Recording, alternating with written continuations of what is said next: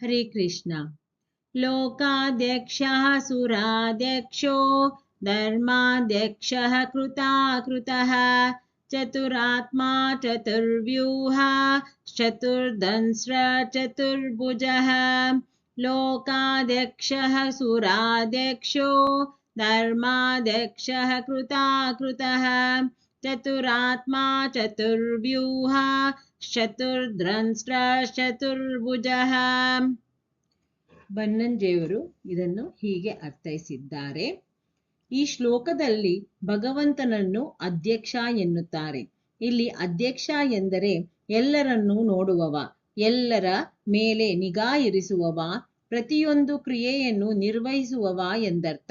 ಲೋಕಾಧ್ಯಕ್ಷ, ಭಗವಂತ ಲೋಕಾಧ್ಯಕ್ಷ. ಇಲ್ಲಿ ಲೋಕ ಎಂದರೆ ಭೂಲೋಕ, ಬ್ರಹ್ಮಾಂಡ, ಪಿಂಡಾಂಡ. ಆತ ಎಲ್ಲವುದರ ಅಧ್ಯಕ್ಷ. ಸುರಾಧ್ಯಕ್ಷ, ಸುರರು ಎಂದರೆ ದೇವತೆಗಳು. ಈ ಬ್ರಹ್ಮಾಂಡ ಹಾಗೂ ಪಿಂಡಾಂಡದಲ್ಲಿ ಅನೇಕ ದೇವತೆಗಳಿದ್ದಾರೆ. ಈ ಹಿಂದೆ ಹೇಳಿದಂತೆ ನಮ್ಮ ದೇಹದ ಒಳಗೆ ಹಾಗೂ ಹೊರಗೆ ದೇವತೆಗಳು ಭಗವಂತನ ನಿಯಮದಂತೆ ಎಲ್ಲವನ್ನೂ ನಿಯಂತ್ರಿಸುತ್ತಿರುತ್ತಾರೆ. ದೇಹದ ಹೊರಗೆ ಸೂರ್ಯ ಬೆಳಕಿನ ದೇವತೆಯಾದರೆ ಆತನೇ ದೇಹದಲ್ಲಿ ಕಣ್ಣಿನ ದೇವತೆ. ಸೋಮ ದೇಹದ ಹೊರಗೆ ಶಬ್ದದ ದೇವತೆ ಹಾಗೂ ದೇಹದಲ್ಲಿ ಕಿವಿಯ ದೇವತೆ. ವರುಣ ನೀರಿನ ದೇವತೆ ಹಾಗೂ ಬಾಯಲ್ಲಿ ನೀರೂರಿಸುವ ನಾಲಿಗೆಯ ಅಭಿಮಾನಿ ದೇವತೆ. ಇದೇ ರೀತಿ ಅಗ್ನಿ ಮಾತಿನ, ಇಂದ್ರ ಕೈಯ, ಇಂದ್ರನ ಮಗ ಯಜ್ಞ ಕಾಲಿನ, ಯಮ ಮಲಮೂತ್ರ ವಿಸರ್ಜನಾಂಗದ ಮತ್ತು ದಕ್ಷ ಸಂತಾನಕ್ಕೆ ಸಂಬಂಧಪಟ್ಟ ಅಂಗದ ದೇವತೆ. ಇವರಲ್ಲದೆ ಇಂದ್ರ ಮತ್ತು ಕಾಮರು ಮನಸ್ಸಿನ, ಗರುಡ ಶೇಷ ರುದ್ರರು ಮನಸ್ಸು ಬುದ್ಧಿ ಅಹಂಕಾರದ ದೇವತೆಗಳು. ಸರಸ್ವತಿ ಭಾರತಿ ಪಾರ್ವತಿಯರು ವಾಗ್ದೇವಿಯರು. ಇನ್ನು ಬ್ರಹ್ಮ ವಾಯು ಚಿತ್ತದ ದೇವತೆಗಳು. ಈ ರೀತಿ ದೇಹದ ಪ್ರತಿಯೊಂದು ಇಂದ್ರಿಯ ನಿರ್ವಹಣೆ ಒಬ್ಬೊಬ್ಬ ದೇವತೆಗಳ ಅಧೀನ. ಇಂತಹ ಸುರರ ಅಧಿಪತಿಯಾದ ಭಗವಂತ ಸುರಾಧ್ಯಕ್ಷ. ಧರ್ಮಾಧ್ಯಕ್ಷ, ಭಗವಂತನ ಪ್ರತಿ ಅವತಾರ ಈ ಭೂಮಿಯಲ್ಲಿ ಧರ್ಮ ಸಂಸ್ಥಾಪನೆಗಾಗಿ ಆಗಿದೆ. ಇಡೀ ಲೋಕವನ್ನು ಧಾರಣೆ ಮಾಡಿ ಈ ಭೂಮಿಯಲ್ಲಿ ಧರ್ಮ ಸಂಸ್ಥಾಪನೆ ಮಾಡಿದ ಭಗವಂತ ಧರ್ಮಾಧ್ಯಕ್ಷ. ಇನ್ನು ಆದಿಶೇಷ ಮತ್ತು ಪ್ರಾಣದೇವರನ್ನೂ ಕೂಡ ಧರ್ಮ ಎನ್ನುತ್ತಾರೆ. ದೇಹದ ಒಳಗೆ ಪ್ರಾಣಶಕ್ತಿಯಾಗಿ, ದೇಹದ ಹೊರಗೆ ವಾತಾವರಣದಲ್ಲಿ ತುಂಬಿರುವ ಪ್ರಾಣದೇವರು. ಭೂಮಿಯ ಆಕರ್ಷಣ ಶಕ್ತಿಯಾದ ಸಂಕರ್ಷಣ ಗ್ರಾವಿಟೇಷನಲ್ ಫೋರ್ಸ್. ಇವರಿಬ್ಬರ ಮುಖಾಂತರ ಈ ಭೂಮಿಯನ್ನು ಧಾರಣೆ ಮಾಡಿರುವ ಭಗವಂತ ಧರ್ಮಾಧ್ಯಕ್ಷ. ಕೃತಾಕೃತಃ, ಎರಡು ತದ್ವಿರುದ್ಧ ಅರ್ಥವಿರುವ ಪದಗಳಿಂದ ಈ ನಾಮವಾಗಿದೆ. ಒಂದು ಕೃತ ಹಾಗೂ ಇನ್ನೊಂದು ಅಕೃತ. ಅಕರ್ತ ಅಂದರೆ ಅಕರ್ತ. ಭಗವಂತ ಸೃಷ್ಟಿಕರ್ತ, ಆದರೆ ಆತನಿಗೆ ಯಾವುದೇ ಪುಣ್ಯ ಪಾಪಗಳ ಲೇಪವಿಲ್ಲ. ಎಲ್ಲವನ್ನೂ ಮಾಡುವವ ಆತ, ಆದರೆ ಯಾವುದರ ಲೇಪವೂ ಅವನಿಗಿಲ್ಲ. ನಮ್ಮೊಳಗಿದ್ದು ನಮ್ಮಿಂದ ಎಲ್ಲವನ್ನೂ ಮಾಡಿಸಿ ಪುಣ್ಯ ಪಾಪಗಳಿಗೆ ನಮ್ಮನ್ನು ಬಾಧ್ಯರನ್ನಾಗಿ ಮಾಡಿ ತಾನು ನಿರ್ಲಿಪ್ತನಾಗಿ ದೂರ ನಿಲ್ಲುವ ಭಗವಂತ ಕೃತಾಕೃತಃ. ಭಗವಂತನಿಗೆ ಸ್ವಯಂಕೃತದ ಅಗತ್ಯವಿಲ್ಲ, ಆದರೆ ಭಕ್ತರ ಅಭಿಲಾಷೆಗಾಗಿ ಅವತಾರವನ್ನು ಧರಿಸುತ್ತಾನೆ. ಭಕ್ತರ ಅಭೀಷ್ಟವನ್ನು ಪೂರೈಸುತ್ತಾನೆ. ಚತುರಾತ್ಮ, ಭಗವಂತನು 4 ರೂಪಗಳಲ್ಲಿ ಈ ಜಗತ್ತನ್ನು ನಿಯಂತ್ರಿಸುತ್ತಾನೆ. ನಮ್ಮ ಬದುಕಿನಲ್ಲಿ ಸಹಜವಾದ ಸ್ಥಿತಿ 3: ಎಚ್ಚರ, ಕನಸು, ನಿದ್ದೆ. ಈ 3 ಸ್ಥಿತಿಗಳನ್ನು ಎಲ್ಲರೂ ನಿರಂತರ ಅನುಭವಿಸುತ್ತಾರೆ. ಆದರೆ ಈ 3ನ್ನು ಮೀರಿದ 4ನೇ ಸ್ಥಿತಿ ತುಂಬಾ ಪ್ರಮುಖವಾದದ್ದು. ಅದೇ ತುರಿಯ ಸ್ಥಿತಿ. ಮೊದಲನೇದಾಗಿ ಎಚ್ಚರ. ನಿಯಂತ್ರಣಕ್ಕಾಗಿ ನಮ್ಮ ಆಜ್ಞಾಚಕ್ರದಲ್ಲಿ ವಿಶ್ವನಾಮಕನಾಗಿ ಕುಳಿತ ಭಗವಂತ ಓಂಕಾರದ ಮೊದಲ ಅಕ್ಷರನಾಮಕ ವಿಶ್ವಾತ್ಮ. ಎರಡನೇದಾಗಿ ವಿಶುದ್ಧಿ ಚಕ್ರದ ತುದಿಯಲ್ಲಿ ಕಿರುನಾಲಿಗೆಯ ಕೆಳಗೆ ಇಂದ್ರಯೋನಿಯಲ್ಲಿ ಎಚ್ಚರಾವಸ್ಥೆಯಲ್ಲಿ ಸೆರೆ ಹಿಡಿದ ಪಡಿಯಚ್ಚನ್ನು ನಾವು ಮಲಗಿದಾಗ ನಮಗೆ ಕನಸಿನ ಮೂಲಕ ತೋರಿಸುವ ಭಗವಂತ ತೈಜಸಾತ್ಮ. ಮೂರನೇದಾಗಿ ಮನಸ್ಸಿನ ನಿಯಂತ್ರಣದಿಂದ ಆಚೆಗೆ ಇರುವ ನಿದ್ರಾವಸ್ಥೆಯನ್ನು ನಿಯಂತ್ರಿಸುವ ಭಗವಂತ ಪ್ರಾಜ್ಞಾತ್ಮ. ನಾಲ್ಕನೆಯದಾಗಿ ನಮ್ಮ ಎಚ್ಚರ ಕನಸು ಮನಸ್ಸಿನ ವ್ಯವಹಾರವಾದರೆ, ನಿದ್ದೆ ಮನಸ್ಸಿನ ನಿಯಂತ್ರಣವಿಲ್ಲದೆ ಆತ್ಮವೇ ತನ್ನನ್ನು ತಾನು ಅನುಭವಿಸುವ ಸ್ಥಿತಿ. ಎಚ್ಚರದಲ್ಲೂ ಕನಸಿನಲ್ಲೂ ಎಲ್ಲ ಸ್ಥಿತಿಯಲ್ಲೂ ಮನಸ್ಸಿನ ಹತೋಟಿಯನ್ನು ದಾಟಿ ನಿಲ್ಲುವ ನಾಲ್ಕನೇ ಸ್ಥಿತಿ ತುರಿಯಾವಸ್ಥೆ.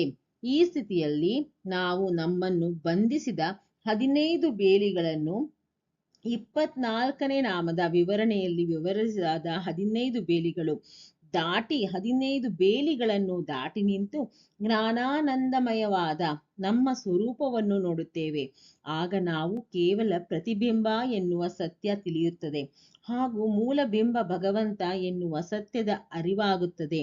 ಈ ಸ್ಥಿತಿಯಲ್ಲಿ ನಾವು ದೇವರನ್ನು ನೋಡಲೂಬಹುದು ಹಾಗೂ ದೇವರಲ್ಲಿ ಮಾತನಾಡಬಹುದು. ನಮ್ಮ ಸ್ವರೂಪ ದೃಷ್ಟಿಯಿಂದ ಭಗವಂತನನ್ನು ಕಾಣುವ ಈ ನಾಲ್ಕನೇ ಸ್ಥಿತಿಯನ್ನು ತುರಿಯಾವಸ್ಥೆ ಎನ್ನುತ್ತೇವೆ. ಈ ರೀತಿ ವಿಶ್ವ, ತ್ಯಾಜಸ, ಪ್ರಾಜ್ಞಾ, ತುರಿಯ ಈ 4 ಸ್ಥಿತಿಗಳಲ್ಲಿ ನಮ್ಮನ್ನು ನಿಯಂತ್ರಿಸುವ ಭಗವಂತ ಚತುರಾತ್ಮ. ಇದಲ್ಲದೆ ಪ್ರಪಂಚದ ಅನುಭವಕ್ಕಾಗಿ 4 ಬಗೆಯ ದೇಹವನ್ನು ಭಗವಂತ ಜೀವರಿಗೆ ಕರುಣಿಸಿದ್ದಾನೆ. ಮೊದಲನೆಯದಾಗಿ ಕಣ್ಣಿಗೆ ಕಾಣುವ ಪಂಚಭೂತಗಳಿಂದಾದ ಸ್ಥೂಲ ಶರೀರ. ಎರಡನೆಯದಾಗಿ ಕಣ್ಣಿಗೆ ಕಾಣದ ಸೂಕ್ಷ್ಮ ಶರೀರ, ಏರಿಯಲ್ ಬಾಡಿ. ಅಂದರೆ ಸೂಕ್ಷ್ಮ ಶರೀರ ಸ್ಥೂಲ ದೇಹವನ್ನು ತ್ಯಜಿಸಿದಾಗ ಮಾನವನ ಸ್ಥೂಲ ಶರೀರ ಸಾಯುತ್ತದೆ. ಮೂರನೆಯದಾಗಿ ಸೃಷ್ಟಿಗೆ ಮೊದಲು ಅನಾದಿಯಾಗಿ ಬಂದ ಲಿಂಗರೂಪಿ ಶರೀರ. ನಾಲ್ಕನೆಯದಾಗಿ ಸ್ವರೂಪಭೂತವಾದ ಶರೀರ, ಅಂದರೆ ಜೀವ ಮೋಕ್ಷವನ್ನು ಸೇರುವಾಗ ಇರುವ ಸ್ಥಿತಿ. ಈ ರೀತಿ ಪ್ರಪಂಚದ ಅನುಭವಕ್ಕಾಗಿ ಸ್ಥೂಲ, ಸೂಕ್ಷ್ಮ, ಲಿಂಗ ಹಾಗೂ ಸ್ವರೂಪ ಎನ್ನುವ 4 ಬಗೆಯ ಶರೀರವನ್ನು ಕೊಟ್ಟ ಭಗವಂತ ಚತುರಾತ್ಮ. ಜೀವ ಸೃಷ್ಟಿಯಲ್ಲಿ ಚತುರ್ವಿಧ. ಮೊದಲನೆಯದಾಗಿ ಜರಾಯುಜ, ಗರ್ಭದಲ್ಲಿ ಸಂಪೂರ್ಣ ಬೆಳವಣಿಗೆಯಾಗಿ ಹುಟ್ಟುವುದು, ಉದಾಹರಣೆಗೆ ಮನುಷ್ಯ, ಹಸು ಇತ್ಯಾದಿ. ಎರಡನೆಯದಾಗಿ ಅಂಡಜ, ಮೊಟ್ಟೆಯ ರೂಪದಲ್ಲಿ ಭೂಮಿಗೆ ಬಂದು ನಂತರ ಮೊಟ್ಟೆಗೆ ಕಾವು ಕೊಟ್ಟಾಗ ಸಂಪೂರ್ಣ ಬೆಳೆದು ಮೊಟ್ಟೆಯೊಡೆದು ಹುಟ್ಟುವುದು, ಉದಾಹರಣೆಗಾಗಿ ಕೋಗಿಲೆ, ಕೋಳಿ ಇತ್ಯಾದಿ. ಮೂರನೆಯದಾಗಿ ಸ್ವೇದಜ, ನೀರಿನ ಪಸೆ, ಬೆವರಿನಿಂದ ಹುಟ್ಟುವುದು, ಅದೇ ವೈರಸ್, ಬ್ಯಾಕ್ಟೀರಿಯಾ ಇತ್ಯಾದಿ. ನಾಲ್ಕನೆಯದಾಗಿ ಉದ್ವಿಜ, ಬೀಜ ರೂಪದಲ್ಲಿದ್ದು ಬೀಜ ಒಡೆದು ಬೆಳೆಯುವುದು, ಉದಾಹರಣೆಗೆ ವೃಕ್ಷ. ಈ ರೀತಿ ಅಂಡಜ, ಸ್ವೇದಜ, ಉದ್ದೀಜ ಮತ್ತು ಜರಾಯುಜ ಎನ್ನುವ 4 ಬಗೆಯಲ್ಲಿ ಜೀವಜಾತದ ಸೃಷ್ಟಿ ಮಾಡುವ ಭಗವಂತ ಚತುರಾತ್ಮ. ಚತುರ್ವ್ಯೂಹ, ಭಗವಂತ 4 ವ್ಯೂಹ ಅಂದರೆ ಗುಂಪು ಅಥವಾ ಸಮುದಾಯದಿಂದ ಉಪಾಸ್ಯನಾಗಿದ್ದಾನೆ. ಭಗವಂತ 4 ವ್ಯೂಹದಿಂದ ಉಪಾಸ್ಯನಾಗಿದ್ದಾನೆ. ಮೊದಲನೆಯದಾಗಿ ಸೃಷ್ಟಿಗೆ ಕಾರಣನಾದ ಪ್ರದ್ಯುಮ್ನ, ಎರಡನೆಯದಾಗಿ ಸ್ಥಿತಿಗೆ ಕಾರಣನಾದ ಅನಿರುದ್ಧ, ಮೂರನೆಯದಾಗಿ ಸಂಹಾರಕ್ಕೆ ಕಾರಣನಾದ ಸಂಕರ್ಷಣ, ನಾಲ್ಕನೆಯದಾಗಿ ಮೋಕ್ಷ ಪ್ರಧಾನಾದ ವಾಸುದೇವ. ಜೀವವು ಮೊದಲು ಅನಿರುದ್ಧನನ್ನು ಸೇರಿ ಅನ್ನಮಯ ಕೋಶದಿಂದ ಸಂಬಂಧವನ್ನು ಕಳಚಿಕೊಳ್ಳುತ್ತದೆ. ನಂತರ ಪ್ರದ್ಯುಮ್ನನನ್ನು ಸೇರಿ ಮನೋಮಯ ಕೋಶದಿಂದ ಸಂಬಂಧವನ್ನು ಕಳಚಿಕೊಂಡು ಸಂಕರ್ಷಣನಿಂದ ವಿಜ್ಞಾನಮಯ ಕೋಶದಿಂದ ಬಿಡುಗಡೆಯನ್ನು ಪಡೆದು ಕೊನೆಗೆ ವಾಸುದೇವನನ್ನು ಸೇರಿ ಆನಂದಮಯನಾಗುತ್ತಾನೆ. ಈ ರೀತಿ ವಾಸುದೇವ, ಸಂಕರ್ಷಣ, ಪ್ರದ್ಯುಮ್ನ, ಅನಿರುದ್ಧ ಎನ್ನುವ 4 ವ್ಯೂಹಗಳಿಂದ ಉಪಾಸ್ಯನಾದ ಭಗವಂತ ಚತುರ್ವ್ಯೂಹ. ಭಗವಂತ ಪ್ರಪಂಚದಲ್ಲಿ 4 ವರ್ಣದ ಸೃಷ್ಟಿಗೆ ಕಾರಣಕರ್ತ. ಇಲ್ಲಿ ವರ್ಣ ಎಂದರೆ ಜಾತಿಯಲ್ಲ, ಜಾತಿ ಪದ್ಧತಿ ಜನರಿಂದ ಬಂದ ಪದ್ಧತಿ. ಆದರೆ ವರ್ಣ ಭಗವಂತನ ಸೃಷ್ಟಿ. 4 ವರ್ಣವನ್ನು ನಾವು ಪ್ರಪಂಚದ ಎಲ್ಲಾ ಭಾಗದಲ್ಲಿ ಕಾಣಬಹುದು. ಅವುಗಳೆಂದರೆ ಬ್ರಾಹ್ಮಣ, ಕ್ಷತ್ರಿಯ, ವೈಶ್ಯ ಮತ್ತು ಶೂದ್ರ. ಬ್ರಾಹ್ಮಣ ಅಧ್ಯಯನ ಮಾಡಿ ಅಧ್ಯಾಪನ ಮತ್ತು ಸಂಶೋಧನೆ ಮಾಡುವ ವಿಜ್ಞಾನಿಗಳು, ಇಂಟೆಲೆಕ್ಟ್ಸ್. ಕ್ಷತ್ರಿಯ, ಎರಡನೆಯದಾಗಿ ಕ್ಷತ್ರಿಯ ರಕ್ಷಣೆ ಮತ್ತು ವ್ಯವಸ್ಥಾಪಕ ಗುಣ ಇರುವವರು, ಡಿಫೆನ್ಸ್ ಅಂಡ್ ಅಡ್ಮಿನಿಸ್ಟ್ರೇಟರ್ಸ್. ಮೂರನೆಯದಾಗಿ ವೈಶ್ಯ, ಉತ್ಪಾದನೆ ಮತ್ತು ವಿತರಣೆಯಲ್ಲಿ ಚಾಣಾಕ್ಷರು, ಪ್ರೊಡಕ್ಷನ್ ಅಂಡ್ ಸೇಲ್ಸ್. ನಾಲ್ಕನೆಯದಾಗಿ ಶೂದ್ರ, ಶುಶ್ರೂಷೆ ಅಥವಾ ಸೇವೆಯಲ್ಲಿ ಚಾಣಾಕ್ಷರು, ಸರ್ವಿಸ್ ಓರಿಯೆಂಟೆಡ್ ಪೀಪಲ್. ಈ ಮೇಲಿನ 4 ವರ್ಣಗಳನ್ನು ಒಂದೇ ಕುಟುಂಬದಲ್ಲಿ ನೋಡಬಹುದು. ಅವರವರ ಜೀವಗುಣಕ್ಕೆ ಸರಿಹೊಂದುವ ಕೆಲಸವನ್ನು ಮಾಡುವವರು ಶೀಘ್ರ ಯಶಸ್ಸನ್ನು ಕಾಣುತ್ತಾರೆ. ಈ ರೀತಿ ಪ್ರಪಂಚ ನಡೆಯಲು ಅನಿವಾರ್ಯವಾಗಿ ಬೇಕಾಗುವ 4 ವರ್ಣಗಳನ್ನು ನಿರ್ಮಿಸಿದ ಭಗವಂತ ಚತುರ್ವ್ಯೂಹ. ಚತುರ್ದ್ರಂಷ್ಟ್ರ. ಭಗವದ್ಗೀತೆಯ ವಿಶ್ವರೂಪ ದರ್ಶನದಲ್ಲಿ ಅರ್ಜುನನು ಹೇಳುವಂತೆ ದಂಷ್ಟ್ರಾ ಕರಾಳಾನಿ ಚ ತೇ ಮುಖಾನಿ ದೃಷ್ಟೈವ ಕಾಲಾನಲ ಸನ್ನಿಭಾನಿ ದಿಶೋ ನ ಜಾನೇನ ಲಭೇ ಚ ಶರ್ಮ ಪ್ರಸೀದ ದೇವೇಶ ಜಗನ್ನಿವಾಸ. ಅಧ್ಯಾಯ 11 ಶ್ಲೋಕ 25.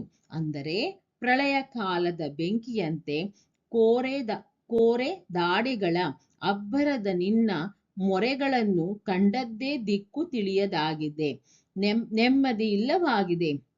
ಓ ಸಗ್ಗಿಗರೊಡನೆ ಜಗದ ಆಸರೆಯೇ ದಯೆತೋರು. ಇಲ್ಲಿ ಯುದ್ಧನಿರತ ಕೌರವ ಸೇನೆ ಭಗವಂತನ ಕೋರೆ ದಾಡಿಗಳ ಮಧ್ಯೆ ಸಿಕ್ಕಿ ನುಚ್ಚು ನೂರಾಗುವುದನ್ನು ಕಂಡ ಅರ್ಜುನ ತಾನು ಕೇವಲ ನೆಪ ಮಾತ್ರ ಎನ್ನುವುದನ್ನು ಅರ್ಥ ಮಾಡಿಕೊಳ್ಳುತ್ತಾನೆ.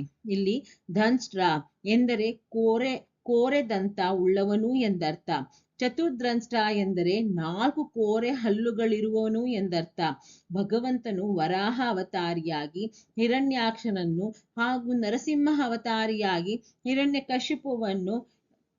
ಕಶಿಪುವನ್ನು ತನ್ನ ಕೋರೆ ಹಲ್ಲುಗಳಿಂದ ಸಂಹಾರ ಮಾಡಿದವನು. ನಮ್ಮೊಳಗೆ ಕೂಡ ಈ ಹಿರಣ್ಯಕಶಿಪು ಮತ್ತು ಹಿರಣ್ಯಾಕ್ಷರಿದ್ದಾರೆ. ಇಲ್ಲಿ ಹಿರಣ್ಯ ಎಂದರೆ ಚಿನ್ನ, ಅಂದರೆ ದುಡ್ಡು ಅಥವಾ ಸಂಪತ್ತು. ಯಾವಾಗಲೂ ದುಡ್ಡಿನ ಮೇಲೆ ಕಣ್ಣನ್ನಿಟ್ಟು ಅದರಿಂದಾಚೆಗೆ ಏನನ್ನೂ ಯೋಚಿಸದೆ ದುಡ್ಡಿನ ಆಸೆಯಲ್ಲಿ ಇರುವ ಮನುಷ್ಯನ ಗುಣವೇ ಆತನಲ್ಲಿರುವ ಹಿರಣ್ಯಾಕ್ಷ. ಇನ್ನು ಒಮ್ಮೆ ದುಡ್ಡು ಬಂದಿತು, ಅದನ್ನು ತನ್ನ ತಲೆದಿಂಬನ್ನಾಗಿ ಇಟ್ಟುಕೊಂಡು ದುಡ್ಡಿನ ಲೋಭದಲ್ಲಿ ಮುಳುಗುವ ಹಾಗೂ ತಮ್ಮ ಲೋಭಕ್ಕೆ ಅಡ್ಡಿಯಾದಾಗ ಕ್ರೋಧಕ್ಕೊಳಗೊಳ್ಳುವ ಮನುಷ್ಯ ಗುಣವೇ ಆತನಲ್ಲಿರುವ ಹಿರಣ್ಯಕಶಿಪು. ನಮ್ಮಲ್ಲಿರುವ ಈ ಕಾಮ ಕ್ರೋಧ ಲೋಭವನ್ನು ಸಂಹಾರ ಮಾಡಬಲ್ಲ ಭಗವಂತ ಚತುರ್ದ್ರಂಷ್ಟ್ರ. ಚತುರ್ಭುಜ.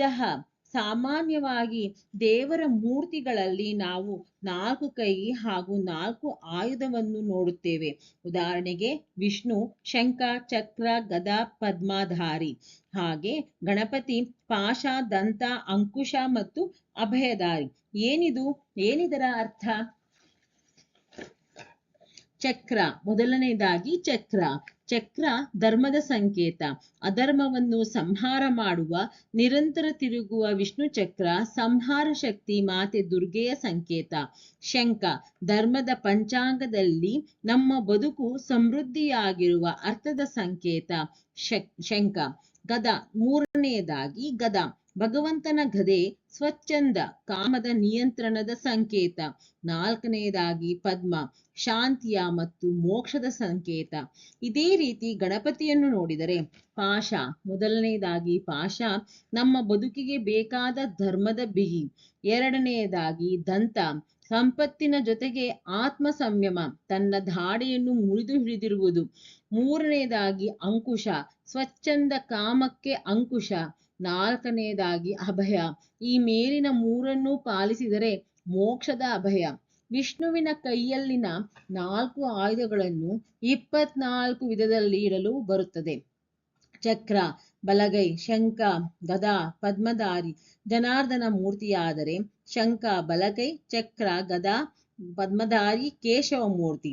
ಈ ರೀತಿ ವಿಷ್ಣುವಿನ 24 ಮೂರ್ತಿಗಳಿವೆ.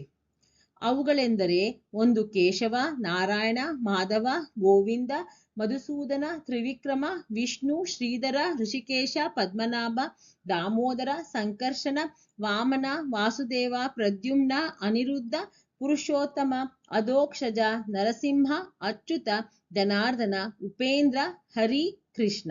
ಈ ರೀತಿ ವಿಶಿಷ್ಟವಾದ 4 ಬಾಹುಗಳುಳ್ಳ ಭಗವಂತನನ್ನು ಚತುರ್ಭುಜ ಎನ್ನುತ್ತಾರೆ. ಭುಜ ಎನ್ನುವುದಕ್ಕೆ ಭೋಜನ ಎನ್ನುವ ಅರ್ಥ ಕೂಡ ಇದೆ. 4 ವಿಧದಲ್ಲಿ ತಿನ್ನುವವನು ಹಾಗೂ ತಿನ್ನಿಸುವವನು ಚತುರ್ಭುಜ. ಕೃಷ್ಣ ಗೀತೆಯಲ್ಲಿ ಹೇಳಿರುವಂತೆ 4 ಬಗೆಯ ಅನ್ನವನ್ನು ಅರಗಿಸುವೆ ಎಂದರ್ಥ. ಅನ್ನವೆಂದರೆ ಎಲ್ಲಾ ರೀತಿಯ ಆಹಾರ.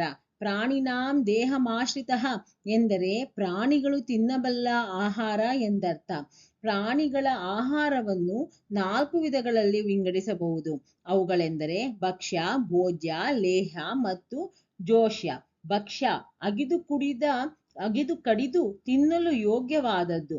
ಭೋಜ್ಯ ಅಗಿಯದೆಯೇ ನವಣಿಸಿ ತಿನ್ನಲು ಯೋಗ್ಯವಾಗುವುದು. ಲೇಹ್ಯ ನೆಕ್ಕಿ ತಿನ್ನಲು ಯೋಗ್ಯವಾದದ್ದು. ಜೋಷ್ಯ ಕುಡಿಯಲು ಯೋಗ್ಯವಾದದ್ದು. ಈ 4 ವಿಧದ ಅನ್ನವನ್ನು ಸೇವಿಸುವ ಎಲ್ಲಾ ಜೀವಿಗಳ ಜಠರದಲ್ಲಿ ಅಗ್ನಿಯ ರೂಪದಲ್ಲಿದ್ದು 4 ಬಗೆಯ ಅನ್ನವನ್ನು 3 ಬಗೆಯಲ್ಲಿ ವಿಭಾಗ ಮಾಡಿ ದೇಹಕ್ಕೆ ಉಣಬಡಿಸಿ ನಮಗೆ ಬದುಕಲು ವ್ಯವಸ್ಥೆ ಮಾಡಿಸುವವನು ಚತುರ್ಭುಜ. ಎಲ್ಲ ಆಹಾರ ಮಣ್ಣು, ನೀರು, ಬೆಂಕಿಯ ಮಿಶ್ರಣದಿಂದಾಗಿರುತ್ತದೆ. ಆಹಾರದ ಮಣ್ಣಿನ ಸೂಕ್ಷ್ಮ ಭಾಗ ಮೆದುಳಿಗೆ, ಮಧ್ಯಭಾಗ ಮಾಂಸ ಚರ್ಮಕ್ಕೆ ಹಾಗೂ ಸ್ಥೂಲ ಭಾಗ ಮಲವಾಗಿ ವಿಸರ್ಜನೆಯಾಗುತ್ತದೆ. ಅದೇ ರೀತಿ ನೀರಿನ ಸೂಕ್ಷ್ಮ ಭಾಗ ಉಸಿರಾಗಿ, ಮಧ್ಯಭಾಗ ನೆತ್ತರಾಗಿ ಹಾಗೂ ಸ್ಥೂಲ ಭಾಗ ಮೂತ್ರವಾಗಿ ವಿನಿಯೋಗವಾಗುತ್ತದೆ.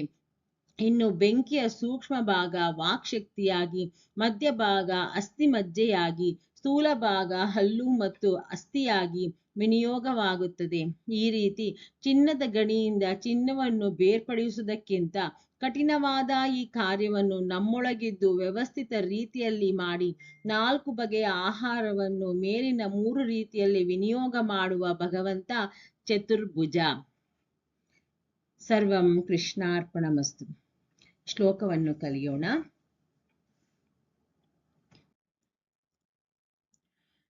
ಲೋಕಾಧ್ಯಕ್ಷ ಸುರಾಧ್ಯಕ್ಷೋ ಧರ್ಮಾಧ್ಯಕ್ಷಃ ಕೃತಾಕೃತಃ ಚತುರಾತ್ಮಾ ಚತುರ್ವ್ಯೂಹ ಚತುರ್ಧ್ರಂಷ್ಟ್ರ ಚತುರ್ಭುಜಃ.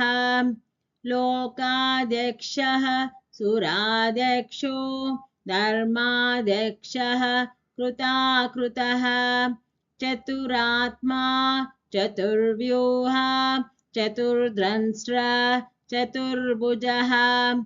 ಲೋಕಾಧ್ಯಕ್ಷಃ ಸುರಾಧ್ಯಕ್ಷೋ ಧರ್ಮಾಧ್ಯಕ್ಷಃ ಕೃತಾಕೃತಃ ಚತುರಾತ್ಮಾ ಚತುರ್ವ್ಯೂಹ ಚತುರ್ಧ್ರಂಷ್ಟ್ರ ಚತುರ್ಭುಜಃ.